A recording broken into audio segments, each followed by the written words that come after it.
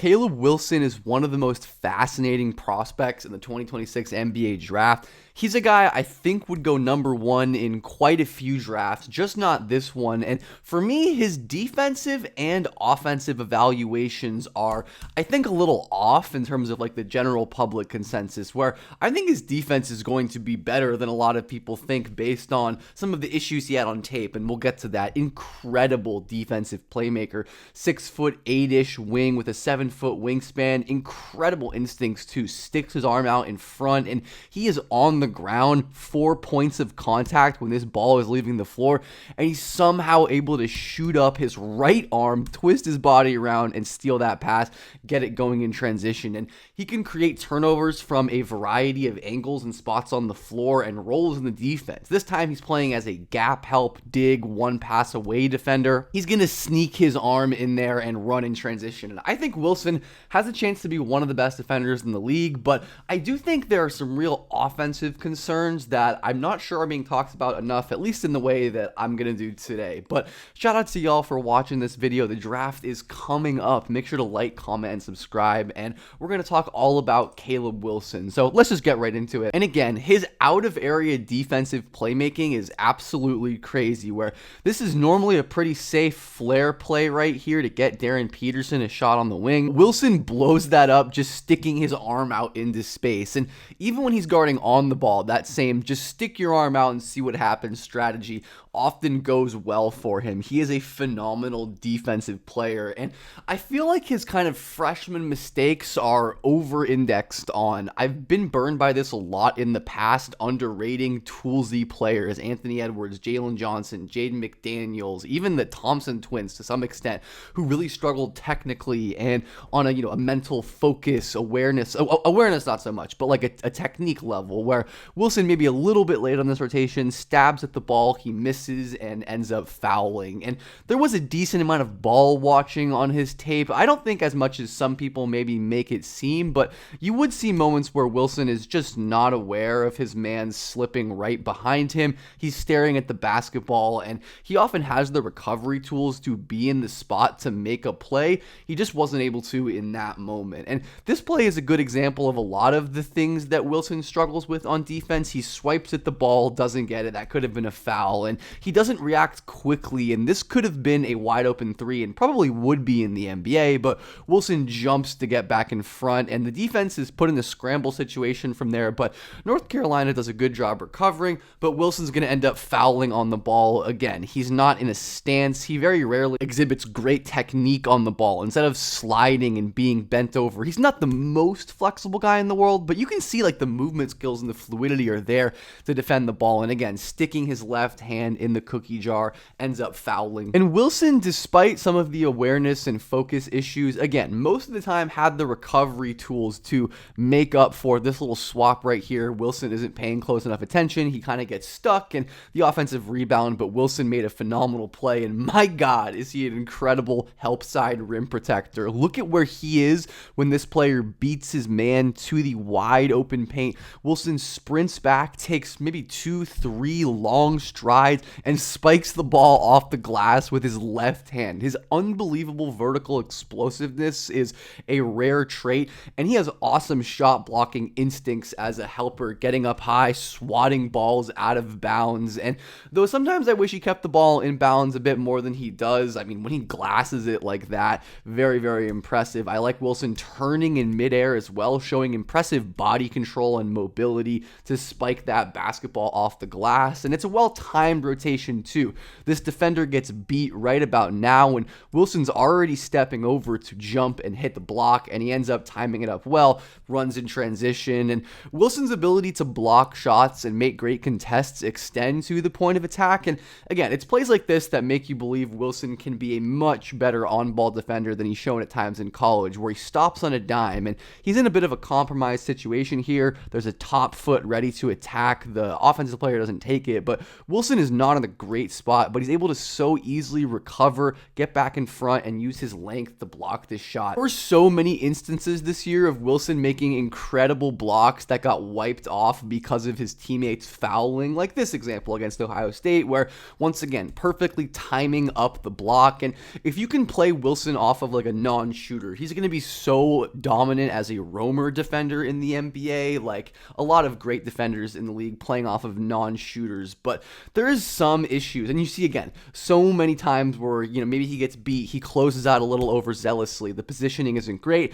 but he's able to recover and block that shot from behind, because that's just the kind of rim protector and athletic talent Wilson is. And there are these flashes, but I think the strength is going to be a big thing to monitor as well. Wilson measured 211 pounds. That's 11th percentile weight for a power forward. He is a very slight player. The defensive metrics don't mind at all absolutely phenomenal, but I do think he's going to need to get stronger, where he's able to hold up pretty well, and he's easily knocked off balance right here, kind of stumbling backwards, isn't able to get back into the play, is fortunate that his man misses a pretty wide open shot. So that strength is going to need to get better, and his handsiness is going to need to get better, but I think the physical tools are definitely there, where again, he's not in a great position, especially if we take it back a frame or two. His feet are kind of over themselves, but Isaiah Evans, not a crazy athlete, and Wilson is just a dominant, overwhelming physical talent on this end of the floor, and I really have come to value tools a lot, especially for players like Wilson who have an incredibly high motor and are high feel as well. Rob McCray V, one of the most explosive players in the draft class, trying to drive baseline with an empty side,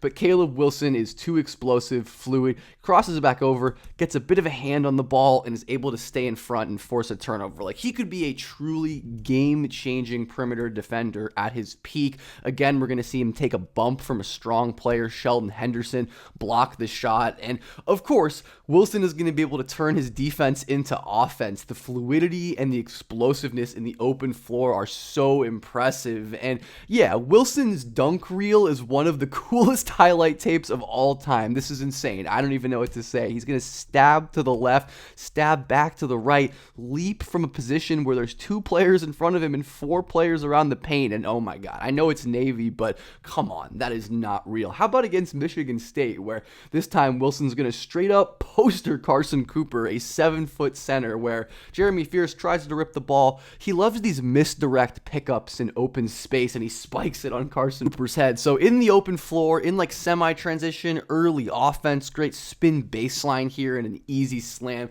for Caleb Wilson. It's going to be very hard to stop him, and even in the half court, you'll see his ability to create dunks occasionally pop out, and this to me is where the offensive ceiling probably lies, facing up in the post again against Kohler or Carson Cooper, he jabs to the right, spins back to the left, and in one fluid move dunks the ball from outside of the paint. It is Giannis-like stuff on a play like that, and he's able to dribble into those when he has some space too, especially on these switches, where guarding him this far out is probably a mistake based on how Wilson is as a shooter right now, but ideally, maybe one day he's able to actually hit pull-ups at his ceiling and draw this defense, especially switches, are going to have no chance with his speed, explosiveness, and twitch all around. Wilson's, of course, going to be an incredible lob and play finisher as a dunker. I especially loved his invert pick and roll chemistry with Henry Vasar, and this is not a particularly accurate lob pass. He places it right here. The basket is right here. Doesn't really matter because Caleb Wilson is a total freak of nature on these plays. Another inverted pick and roll, and Wilson is a pretty good screener. Like, he will actually set screens, make contact before rolling to the rim, and he is just going to fly above the rim. Another incredible poster. Again, the dunk reel is something to behold. Wilson, despite only playing 24 games, was 8th in the country in dunks. He dunked the ball 67 times, and honestly, a lot of his attempts were pretty impressive plays too. That is by far first place among freshmen. Jameer Jones, Mizzou legend, comes in second place. Going back to 2008, Caleb Wilson is 17th among freshmen in total dunks, and again, he didn't play more than 24 games. games. Duran played 29 games. Derek Griffin played 27. Everyone else played 30 plus, even into 40 games. So his like dunk per game rate is crazy. But I have some real concerns with Wilson as a half-court scorer, which are why I don't view him as a player in that top tier with Boozer, DeBansa, and Peterson. He has very poor balance, and this is a great move. He's a legitimately awesome post scorer, especially when he's decisive, when he turns quickly, that first step, a little bit of the flexibility to get low, but his balance is incredibly poor. And another great thing for Wilson is he has a crazy motor, is always crashing the glass on his own rebounds and putting the ball back up. That's a value add as well for Wilson, who isn't a prodigious creator by any means. Again, going to face up in the post, get a little bit of space baseline, but he can really crumble in traffic, and that's where you see his strength limitations show up as well. His lower body just isn't that strong, and he'll lose the ball a lot trying to stutter rip, go into his handle. He just isn't super coordinated, making quick, sudden moves with the ball, and I do worry about that a good bit for his long-term projection. And his handle, while being very weak, I also don't love some of his decisions, which kind of feel predetermined, with a pretty empty side to the baseline, and then Sheldon Henderson digging in this gap, ready to help, and he easily stabs out Wilson's fairly loose handle at this point, which, again, I think is going to be an issue scoring in the half court. Another great move initially to beat Bynum baseline, but he falls over, lacks the balance to hold up through contact, and that's a big reason as to why Wilson, despite being a very effective shooter at the rim, 12.4 rim attempts, 72.3% at the basket. Overthinking the NBA has him at 56% on layups, well below the D1 average. I believe Synergy has him tracked at a pretty similar number. So despite this gargantuan rim scoring, you can see some of the limitations with his footwork, his touch, and with his balance especially. But when Wilson is able to go decisively and just attack the basket, it looks so much better than when he has to set up, take his time, try to drive into contact, and make a play that way with his strength. And again, he's always on the offensive glass. His second jump is incredible. He very much lacks the strength, but I like that he's physical and willing to go through a defender's chest like he does there. He doesn't create any bump or movement, but he's always going to be the first person to the glass, getting on the free throw line. He is an incredibly high motor player, which is going to be a huge bonus for him. But Wilson, again, you can see his handling limitations, unable to get by a switch. He does bend a little bit lower than him, but isn't able to hold the ball while doing so, and then isn't aware of Darren Peterson swiping the basketball from behind him. So while Wilson's a very talented passer, we'll get to that a little bit, but he is not the best in terms of his awareness of reading help defenders when he's driving straight to the basket. And another example of him trying to win with strength, no bump. He forces a very tough shot, but able to jump over the player, get an offensive rebound. And I do worry somewhat when his athletic advantages diminish in the NBA. Another offensive board there. What extent is he going to be able to maintain just his motor and his effort, especially in the playoffs? And that's a ridiculous offensive rebound after a very questionable shot, twisting in midair, and the shot selection in the paint definitely needs to improve. And I'm curious to see if whatever team drafts him, likely like Chicago, maybe Memphis, is going to give him these post touches. He has some real skill, and I think he's much more effective, or much less effective, just as a half-court driver. And we're going to talk about his shooting, but Wilson is pretty much not a shooting threat at all off the catch in these quick situations where defenders like Cam Boozer can pretty comfortably sit back and not worry too much about Wilson pulling off the catch. And in these isolation situations, going one-on-one against a strong defender, that is just not a great decision. And then again, Isaiah Evans blocking from behind where there was an outlet to pass back. So a lot of work for Caleb Wilson as a creator, but when he goes decisively, oh my goodness, the long strides, one quick jab goes the other way. I like when he takes these elongated strides near the basket and hangs around defenders. He just doesn't have athletic tools like most normal human beings, and he's able to make plays that few others can. And this is maybe his most impressive ball handling play of the season to me, where he catches the ball facing up against Stanford. He goes baseline with the spin, and instead of falling over, which we've seen Wilson do in this position multiple times, he's going to keep his handle with the between the legs, pick it up, spin baseline, and he legitimately, like I said, is a very very good and talented post scorer, but some of these simple plays where even though Wilson makes a bad decision on the drive into traffic, he probably could have kicked out to the strong corner. I like these simple moves like the hesitations, but it is going to be quite the improvement for Caleb Wilson to get to the level where he's creating like a guy who's worth a top 3-4 pick on the offensive end. And it's going to be a lot of relying on his incredible touch in the mid-range and on these fadeaways where he is so good just catching the ball in that intermediate area, fading away, hitting these tough shots. You don't see many players of his athleticism taking these kind of shots and hitting them the way Wilson can, but I think this turnaround mid-range stuff is really intriguing and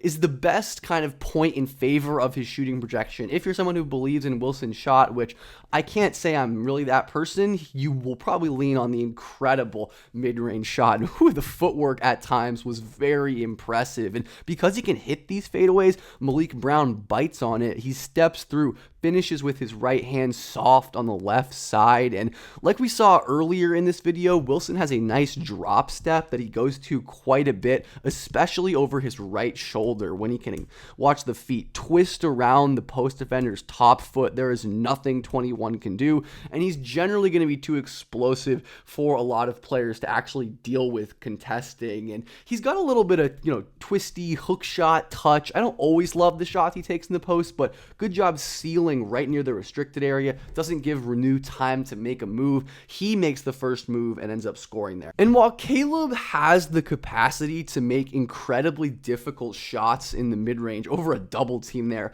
I don't love that Wilson has to resort to this kind of offense, especially against a switch, again, where he turns his back to the basket immediately, isn't able to generate any separation. And again, that's a crazy tough shot, and I don't think that's a great translation indicator, even if it was an impressive shot in the moment. And when that initial kind of drop step doesn't work, he has flashed some counter moves. Onyenso does a good job staying square, but he simply pivots back to the other side, waits for the jump, and then goes up with the hook. So I hope whatever team drafts Wilson will let him try some post stuff. And there were a few flashes of this pull-up mid-range shooting, but overall, the three-point shooting is a concerning factor where Wilson, this was a fun attempt trying a step back three, but for the most part, Wilson's three-point shooting tape looked like this, where he's left pretty wide open and isn't going to be able to hit because he just isn't a threat from out there, and that really hurts his driving game. Only 27 three-pointers attempted this year, 26%, and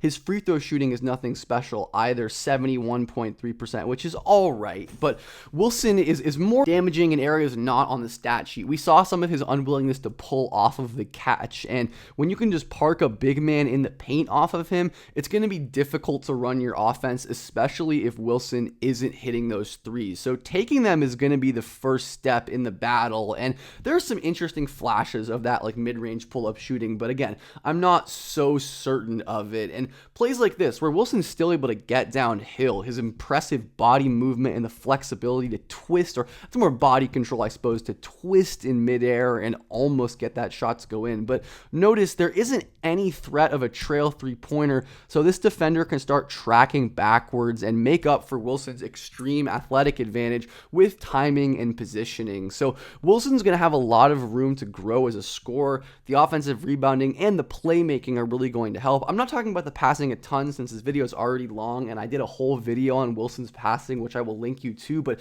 his best things as a passer are his outlet passing, which I forgot to put a clip of, his incredibly quick processing, the way he reads the floor is so smooth and instantaneous, and he was an excellent passer against post double teams this year. He got double teamed a good bit, and oh my god, has the size and the vision to hit skip passes out of those post double teams. Like I said before, his connective passing is often making these instant 0.5 basketball reads where he's taking advantage of a low man decision to the corner. There's no help sinking down, and he's able to fit that into Henry Vasar. And my biggest concern in the macro on offense is Caleb Wilson's advantage creation. I've talked about this tracking a sec before, but I think this film-based tracking, which a lot of the plays we saw in this video, Caleb Wilson at 2.9 advantages created per 100, according to my charting in this 344 possession sample. So it's not a complete sample by any means, but a lot of these failed advantages, and you see a very low advantage success rate as well, which is just which is just successful advantages divided by total advantages. And Wilson is lowest of the players that I charted. And a lot of those plays where he was trying to drive into a defender and lost the ball or forced a bad shot go into this. But I do think his inability to create in the half court is hard to improve. But ultimately, I think Wilson is a good enough defender to probably be worth that risk anyways. His production as well. I value production and dominance at a young age. And Wilson was one of the 5 or 10 best players in college basketball as a true freshman, and that ultimately keeps him as high as he is for me, despite a lot of concerns. And I think you could argue that Wilson is so clearly raw in so many areas on both ends and was still able to dominate the way he was, and that is a positive translation signal. And ultimately, I do agree with that. I'm not sure he's ever going to be a needle-moving shooter, and I worry quite a bit about his half-court offense in the postseason, but I do think there is some potential as like a secondary lob finisher, face-up scorer, or transition dominator. I don't know what you want to say. Someone who can push breaks and finish them, of course, but Wilson is a fascinating prospect, and if it is Chicago indeed, I'm excited to see them unleash him in transition. I think he can cover well for Josh Giddey on defense and benefit from his playmaking too, but let me know what you think about Caleb Wilson, and the draft is almost here. Thank y'all for supporting my content the whole cycle. Make sure to like, comment, and subscribe to the channel. Make sure to be at the live draft show, days 1 and 2. We are going to be live throughout the draft. So see y'all then, and have a great day.